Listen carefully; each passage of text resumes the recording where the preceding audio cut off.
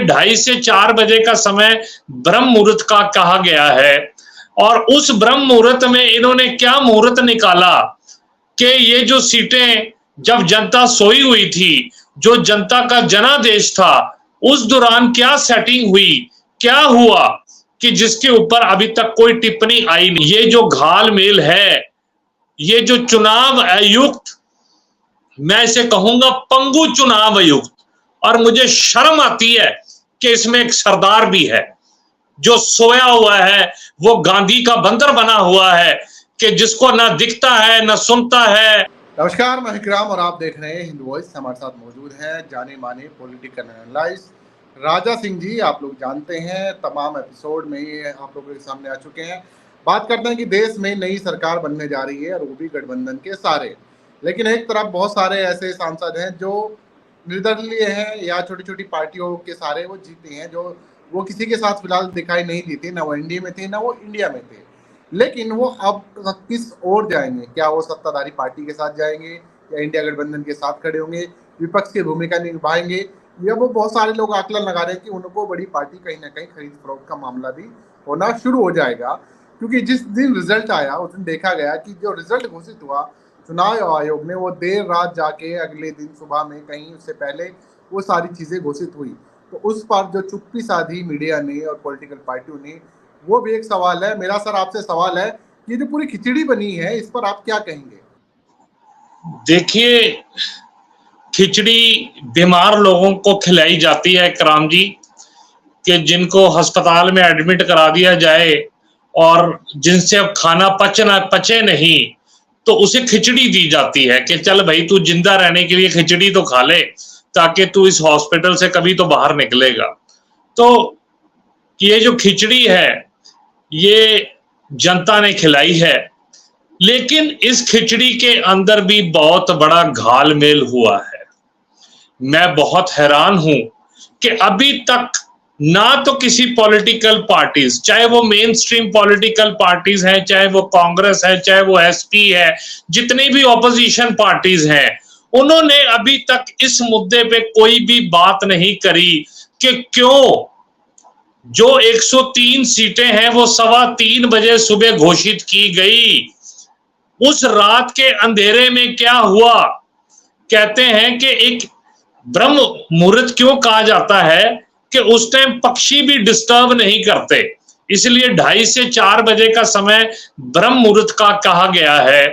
और उस ब्रह्म मुहूर्त में इन्होंने क्या मुहूर्त निकाला कि ये जो सीटें जब जनता सोई हुई थी, जो जनता का जनादेश था, उस दौरान क्या सेटिंग हुई, क्या हुआ कि जिसके ऊपर अभी तक कोई टिप्पणी आई नहीं। इकराम जी, कल आपने और मैंने जो प्रोग्राम 11 बजे किया था, जिसमें मैंने शेयर मार्केट के बारे में बोला, उसका आज तक अभी तक इंडिया में किसी ने आवाज नहीं उठाई थी। और मैं मुबारकबाद देता हूं आपके चैनल को कि जिसके कारण कल शाम तक पूरे हिंदुस्तान में इस घोटाले की जो इस पे बहस हुई, इस पे लोगों ने विचार किया। आज दूसरी बात मैं कहना चाहता हूं, अगर राहुल गांधी जी ने हमारी प्रेस कॉन्फ्रेंस ये देख के उठाया, एक मुद्दा और भी उठाए कि 140 करोड़ लोगों की जो जनता, जिसको कोविड का 3 टाइम का जो इंजेक्शन ठोका गया, जो अनिवार्य किया गया, एक तरह से मौत बांटी गई। और आपको मालूम है कि इंग्लैंड के अंदर उन्होंने कहा है कि हमारी जो ये जो कोविड शील्ड है, ये जो वैक्सीनेशन है, इसके अंदर ब्लड क्लॉट बनता है और हार्ट अटैक होते हैं। इसलिए ये एक मुद्दा है। मैं भारत की जनता के ऊपर तो क्या बोलूं, क्या टिप्पणी करूं कि इतनी जागरूक जनता होने के बावजूद अभी तक ये मैटर ना तो जनता ने उठाया है, ना ही पॉलिटिकल पार्टियों ने उठाया है कि मोदी जी आपने इमीडिएटली वहां सर्टिफिकेट से अपनी फोटो क्यों हटा ली, जिसे आप समझते थे कि आपने पूरे विश्व में लोगों का कल्याण किया, उससे आप क्यों भागे?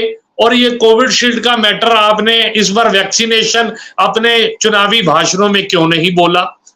तो ये जो घालमेल है, ये जो चुनाव आयुक्त, मैं इसे कहूंगा पंगु चुनाव आयुक्त। और मुझे शर्म आती है कि इसमें एक सरदार भी है जो सोया हुआ है, वो गांधी का बंदर बना हुआ है कि जिसको ना दिखता है ना सुनता है, और दो बिठाए होते हैं और बीच में राजीव को अपनी शायरी करनी पड़ती है। उसे कहा भाई तू मुशायरे में आ तो देखें तेरी शायरी का मयार क्या है। ठीक है, ये ऐसे टूटे फूटे शेर सुनाकर आपने देखा होगा उस प्रेस कॉन्फ्रेंस में जो 2-3 मर्द लोग थे जिन्होंने सवाल पूछा कि धर्म के ऊपर इतने सारे लेक्चर्स हुए, आपने रोका क्यों नहीं, आपने डाटा प्रॉपर क्यों नहीं रिलीज किया, 11 दिन बाद डाटा क्यों रिलीज हुआ। राजीव कुमार ने उसका कोई भी जवाब नहीं दिया। वो जो प्रेस कॉन्फ्रेंस थी उसमें उसके अपने लोग थे और उसके ही सवाल पूछे गए, जिसका वो जो बेईमानी होती है ना, उसका आदमी आके आंकलन करके अपने आप को साफ तरह से बचाना चाहता है। इसलिए मेरा इस देश की जनता से, इस देश की अदालत से, मुझे पता नहीं चंद्रचूड़ जी इस टाइम कहां पर होंगे, लेकिन उनके पास एक अर्ज हमारी भी है कि भाई इसको देखा जाए कि जो नतीजा शाम के 6 बजे तक आना चाहिए था वो सुबह 3 बजे तक प्रलॉन्ग क्यों हुआ, इसके ऊपर गहन जांच होनी चाहिए। लोकतंत्र की असली हत्या तो ये है कि जो वोट पब्लिक ने दिया उसको पता ही नहीं कि उससे उसका कैंडिडेट जीता कि नहीं जीता। मुझे जहां तक इंफॉर्मेशन है वो आप करेक्ट कर दीजिएगा कि कुछ सीटें वो 500 वोटों से जीती है और कुछ सीटें वो 1000 वोटों से जीती है। तो जो 1,07,00,000 की जो फिगर थी, और मैं आपको एक और बात बताता हूं कि बहुत चतुराई से ये खेल खेला गया है। उनको मालूम था हरियाणा, पंजाब और यूपी, बिहार, इन चारों स्टेट्स के अंदर यहाँ के जो लोग हैं इमीडिएटली रिएक्ट करते हैं। तो ये गड़बड़ करनी कहाँ है, ये गड़बड़ हुई उड़ीसा में, ये गड़बड़ हुई एमपी में, ये गड़बड़ हुई हिमाचल में, ये गड़बड़ हुई दिल्ली में। ठीक है, और क्या कहते हैं जिसके कारण ये जो जनादेश जो फ्रैक्चर्ड मैंडेट आया है, इस फ्रैक्चर्ड मैंडेट को ये क्लियर मेजॉरिटी भी हो सकती थी। ये इस इलेक्शन में जनता का प्रभाव एक तरफ था, लेकिन फिर भी फ्रैक्चर्ड मैंडेट आया है, ये मैनेज किया गया है। और सारी ही पार्टियों पे मैं प्रश्न चिन्ह लगाता हूं कि भी क्यों अभी तक, मीडिया पे प्रश्न चिन्ह लगाता हूं कि क्यों इस मुद्दे पे अभी तक कोई कॉन्फ्रेंस या कोई अदालत के अंदर अभी तक कोई गया नहीं, ना ये मुद्दा अभी तक किसी ने उठाया है। यानी आप कहना चाह रहे हैं कि बड़े स्टेट में मैनेज नहीं किया गया, छोटे स्टेट को मैनेज करके ये जीत हासिल कर ली गई है, या आप वहां के लोग जहां पे विद्रोह करने की ताकत नहीं, चाहे वो उड़ीसा है, चाहे वो आपका मध्य प्रदेश में तो इनकी अपनी सरकार है, हिमाचल में देखा जाए, हिमाचल में 3-1 का था लेकिन 4-0 आ गया। दिल्ली का मैंने आपको बताया कि ऐसे कई बीजेपी कट्टर समर्थकों को मैं जानता हूं जिनके परिवार के लोगों ने वोट ही बीजेपी को नहीं दिया और वोटिंग परसेंटेज उस दिन बहुत कम हुई, लेकिन उसके बावजूद 7-0 से उनका जीतना। और कर्नाटका के अंदर भी ये खेल हुआ है। तभी मैंने आपको आपके एक प्रोग्राम में कहा था कि कांग्रेस को अपने जो आस्तीन में सांप पाले हैं उस पर विचार करना चाहिए। दूसरा मैं एक बात कहना चाहता हूं कि राहुल गांधी जी ने कहा कि यूपी की जनता को मैं सलाम करता हूं, सलाम तो राहुल गांधी जी को पंजाब की जनता का भी करना चाहिए।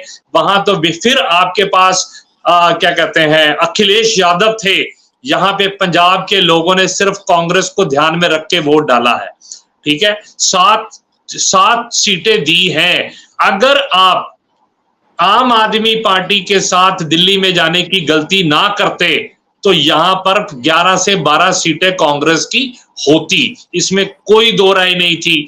तो पंजाब की जनता को राहुल गांधी जी ने तो नहीं किया। मैं ये कहता हूं कि पंजाब के लोग भी पॉलिटिकली उतने ही सियाने हैं कि जितने यूपी के हैं, इसलिए मैं कोई कंपैरिजन नहीं कर रहा, लेकिन वो स्टेटें जिन्होंने डिसाइसिव होके कांग्रेस को बढ़ावा दिया है और एक तरफ गए हैं, उन सबको मेरे हिसाब से दोबारा एक प्रेस कॉन्फ्रेंस करके पंजाब का नाम भी बीच में लेना चाहिए। लेकिन आपका इसका सोर्स क्या है? आप किस आधार पर ये चीज बोल सकते हैं कि यहाँ पर मैनेज हुआ है ये चीजें और यूपी और बड़े स्टेट को छोड़ा गया ताकि लोग जो है ज्यादा सवाल ना कर पाए? मैं कहता हूं, मैं एक कॉमन मैन हूं, मैं कौन सा क्या कहते हैं सरकार हूं। मेरा तो एक दिमाग काम किया कि जो रिजल्ट 6 बजे तक आना चाहिए था वो सुबह 3 बजे क्यों आया, कि जब पूरा हिंदुस्तान सोया हुआ था। चोर चोरी तभी करता है जब आप गहरी नींद में होते हो। क्या रात को कई 8-9 बजे भी चोरी होते देखी है? जब आदमी गहरी नींद में होता है चोरी तभी होती है। तो मैं तो ये मानता हूं कि सुबह 3 बजे चोरी हुई है, और जिस समय पूरी हिंदुस्तान की जनता, ये आप जब कभी कोई मर्द अगमड़ा आएगा और चेकिंग कराएगा तो आपको ये मेरी बातें, इसके लिए आपको पता चल ही जाएगा। दूसरा, मैं एक बात और कहना चाहता हूं, कल आपकी मेरी बात हुई कंगना को लेकर। कंगना ने जो पंजाब के लिए स्टेटमेंट दी कि वहां पे आतंकवाद और वहां पे जो ये खालिस्तानी के बारे में बात बोली, तो मैं कंगना को ये कहना चाहता हूं, कंगना, अभी तो आपके प्रधानमंत्री तो खैर वो हमारे भी हैं, गृह मंत्री, बीजेपी के सारे लोग पंजाब में होके गए हैं। वो कह दे कि पंजाब का माहौल ऐसा है, या जो बीजेपी की इकाई है पंजाब की वो ही कह दे कि यहाँ पे ऐसा माहौल है। ठीक है, किसानों का रोष है, उनको पिंडों में नहीं जाने दिया गया, ये अलग बात है। लेकिन एक थप्पड़ मारने को तुम उसको आतंकवाद कहना शुरू करोगी।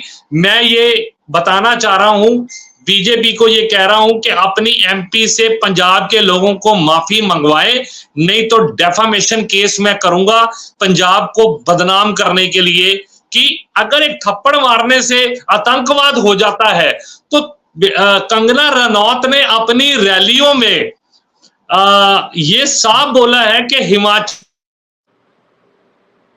का थप्पड़ बड़ा तगड़ा होता है। क्या वहां पे आतंकवाद है? आज ये जो हिमाचल पंजाब के अंदर से ही पैदा हुआ है, ठीक है, इसमें कहीं और कहीं देखने की जरूरत नहीं है। तो कहने का मतलब ये है कि आज कंगना को हम ये कहना चाहते हैं, या तो तू अपनी स्टेटमेंट पे माफी मांग, या बताओ कि तूने अपनी स्टेटमेंट किसी के कहने पे दी। क्योंकि यहां हुआ क्या है कि दो अमृतपाल खंडूर साहब से और फरीदकोट से जीते हैं, जो कि आजाद उम्मीदवार जीते हैं, वो पंथ के हैं और वो आजाद उम्मीदवार के तौर पे जीते हैं। अब आप मेरी बात सुनिए, जो आदमी मेन स्ट्रीम में आके भारत के लोकतंत्र के हिसाब से इलेक्शन लड़के, आज तू भी एमपी बनी है, वो भी एमपी बने हैं, अगर वो रास्ता छोड़ के, कट्टरवाद का रास्ता छोड़ के आज वो लोकतंत्र के रास्ते पार्लियामेंट में अपनी बात रखने आ रहे हैं, तो कहां से ये आतंकवाद, कहां से खालिस्तान हो गया भाई? तो इसके लिए मैं चाहता हूं कि भी बीजेपी अपने एमपी से माफी मंगाए, नहीं तो उसको बोलो कि भैया पंजाब से हम अब तुझे यहां से निकलने नहीं देंगे। उसका कारण एक ये भी है कि अगर जिस देश की भूमि को आपके प्रधानमंत्री नमस्कार करते हैं, प्यार करते हैं, मोदी जी ने कई बार बोला है कि सिखों के ऊपर कुछ नहीं है, तो जहां प्रधानमंत्री सिखों का इतना मान सत्कार करते हैं, वहां इसकी हिम्मत कैसे होती है? और जब प्रधानमंत्री नहीं बोलते तो ये एक तरह से मौन स्वीकृति मैं मानता हूं, इससे डबल स्टैंडर्ड नजर आता है, इसमें कोई दो राय नहीं। वरना इस कंगना रनौत को फिर मैं आपके चैनल के मार्फत ये बात कहना चाहता हूं कि अपने अब आप मेंबर ऑफ पार्लियामेंट बन गई हैं, आज भी आपके पास मौका है कि क्षमा मांगे पंजाब की उस धरती से जिसके कारण आज ये हिंदुस्तान आजाद है।